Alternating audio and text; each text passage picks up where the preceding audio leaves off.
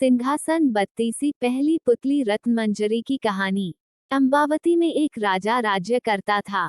वह बड़ा दानी था। उसी राज्य में धर्मसेन नाम का एक और बड़ा राजा हुआ। उसकी 4 रानियां थी। एक थी ब्राह्मण, दूसरी क्षत्रिय, तीसरी वैश्य और चौथी शूद्र। ब्राह्मणी से एक पुत्र हुआ जिसका नाम ब्राह्मणीत रखा गया। क्षत्राणी से 3 बेटे हुए। एक का नाम शंख, दूसरे का नाम विक्रमादित्य और तीसरे का भर्तृहरि रखा गया। वैश्य से एक लड़का हुआ जिसका नाम चंद्र रखा गया। शूद्राणी से धन्वंतारी हुए। जब वे लड़के बड़े हुए तो ब्राह्मणी का बेटा घर से निकल पड़ा और धारापुर आया।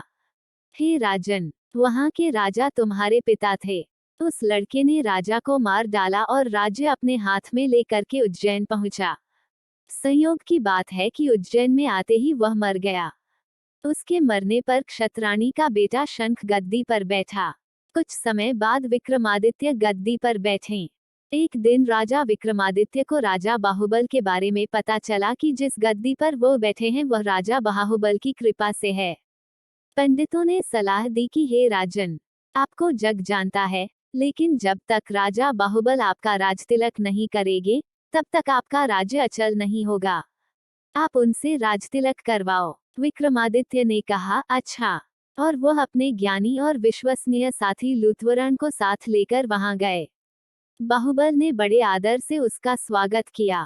5 दिन बीत गए। लूथवरण ने विक्रमादित्य को सलाह दी कि जब आप विदा लेंगे तब राजा बाहुबल आपसे कुछ मांगने को कहेंगे। राजा के घर में एक सिंहासन है जिसे साक्षात महादेव ने राजा इंद्र को दिया था और बाद में इंद्र ने बाहुबल को दिया। उस सिंहासन में यह गुण है कि जो उस पर बैठेगा वह 7 द्वीप नवखंड पृथ्वी पर राज करेगा। उसमें बहुत से जवाहरात जड़े हैं। उसमें सांचे में ढालकर 32 पुतलियां लगाई गई है। हे राजन, तुम उसी सिंहासन को मांग लेना। अगले दिन जब विक्रमादित्य विदा लेने गए तो उसने वही सिंहासन मांग लिया। राजा बाहुबल वचन से बंधे थे। बाहुबल ने विक्रमादित्य को उस पर बिठाकर राजतिलक किया और बड़े प्रेम से विदा किया। राजा विक्रमादित्य ने लौटते ही सभा की और पंडितों को बुलाकर कहा, मैं एक अनुष्ठान करना चाहता हूँ। आप देखकर बताएं कि मैं इसके योग्य हूँ या नहीं।